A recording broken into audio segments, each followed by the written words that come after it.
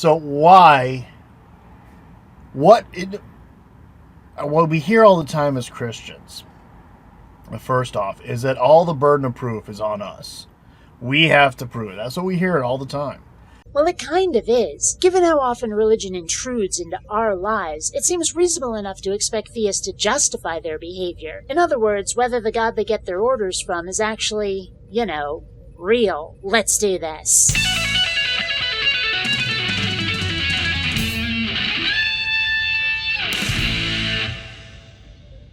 Greetings, fellow space travelers. BionicDance here. I have a general policy that I try to never respond to a video to which another YouTuber has already made a reply, but I briefly talked this over with Godless Cranium, who has the same policy, and he told me to go right ahead. See, there's something about this guy's video that has always gotten under my skin, and frankly, I felt the need to address it. All the burden of proof is on us. We have to prove it. That's what we hear all the time. Yet you want us to become atheists. You really do, or else you wouldn't argue as much as you do. That's it right there. He presumes to know our motivation. He's not guessing. He's not speculating. He's telling us why we do what we do. I can't speak for other atheists, but as I said in the intro, I argue against religion largely because it intrudes in my life in unwelcome ways. That's not why I don't believe in a God. That's a separate issue. But it is why I'm outspoken. And sure, I wouldn't mind if you dropped your religion. But if theists could learn to share and play nicely with the other kids, I could shut the hell up about your beliefs, no matter how loony I found them. What is your proof to convert us to atheism? What is your proof? When theists say things like this, what comes across is that they seem to think this is a level playing field, that each side has an equal burden of proof. And that's just simply not the case. Let me ask a question. If someone were to point out a flaw in your reasons for believing in a God, some bit of faulty logic, some crucial bit of missing evidence, would you continue to believe? Your reasons for belief have just been dealt quite the blow. Do you cling to your faith anyway? Does doing so make any sense? Unlike you, who does have the job of proving your God is real, I only have to show that your alleged proof doesn't hold up against critical scrutiny. If nobody ever brought up a God, do you know how often I'd discuss the subject? Pretty much never. And the number of gods I believe in would still be zero. Proving a God is real is your job. Without good reasons to believe in a deity, I can justify not doing so. So, since you want us to stop being theists because we're holding you back, holding back science, even though the majority of science that's happened over the centuries has happened from theists. Done in spite of religion, not because of it. It doesn't matter who did it. What matters is how and why, and with whose blessing. Galileo was a Catholic, and in spite of his disagreements with the Catholic Church on things. See? Even he acknowledges the conflict between science and the church. In this case specifically, Galileo got into a bit of a scrap over whether the Earth or the Sun was the center of the solar system. Spoiler! The church got it wrong. So let's not hear any more about most of the scientists being theists. It's only recently that you could even be out as an atheist without expecting horrible repercussions. So that's hardly a test for whether religion is pivotal in the realm of science. So I'm putting it back on you guys. All the time I hear is, you can't prove a negative. Well, all right. Well, you've got to convince me too. If you want me to suddenly drop, my faith and come to your side, and it seems like that's what you want by the way you argue. What's your proof? What's your proof that God doesn't exist? Again, not my job, as I said before. If you can't prove God is real, how can you justify continued belief? What I think is most important here is when he says that he's putting it back on us.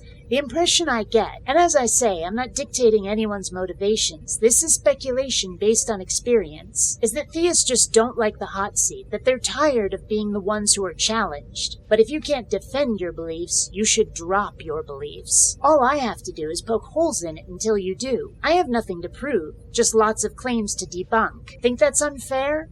Tough. That's how it is. So, and then for the proof that you want, that God does exist, what do you want to hear? What do you want to know? What do you want as your example of proof? Do you want,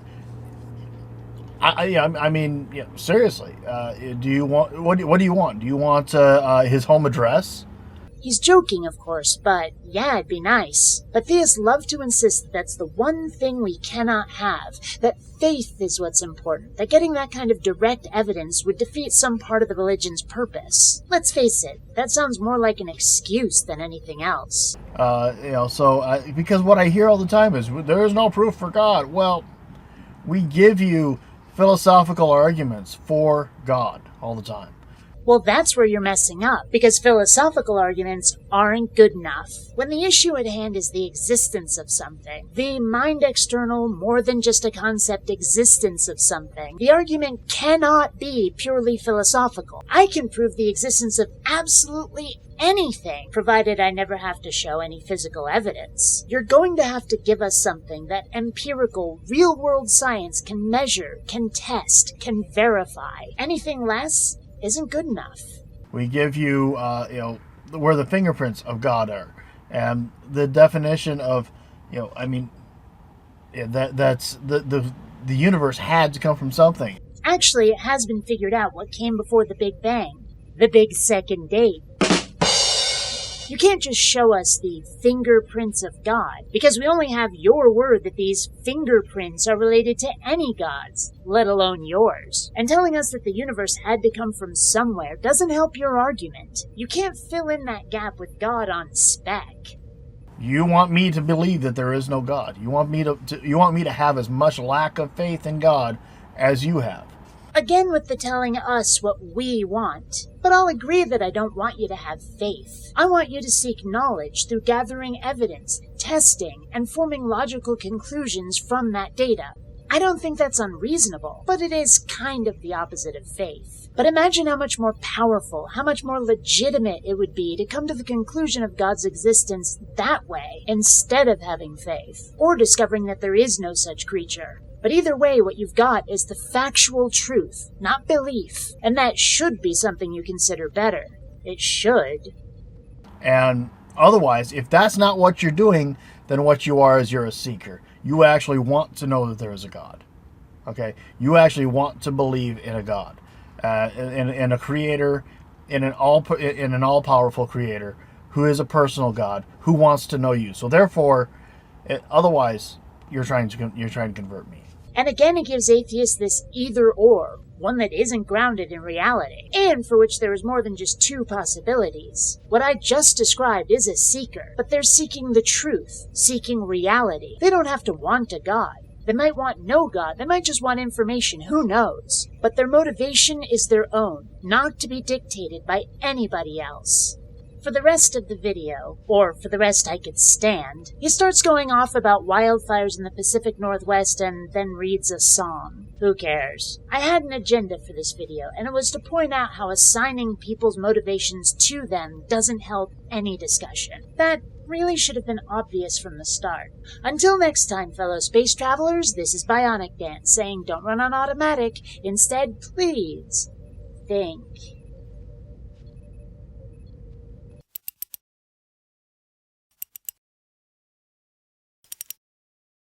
You know, Dewey, we wouldn't have to do this if I had more Patreon patrons. Just saying.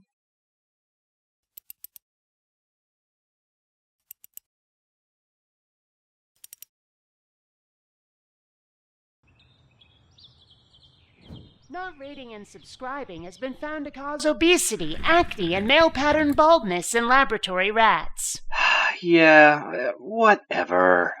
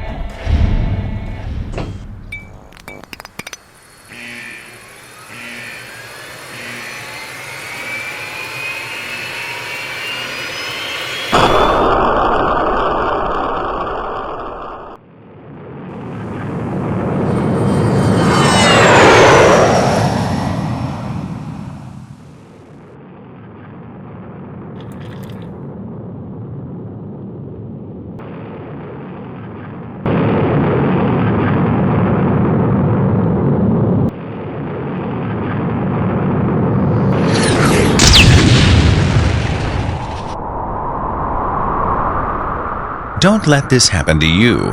Be sure to rate and subscribe.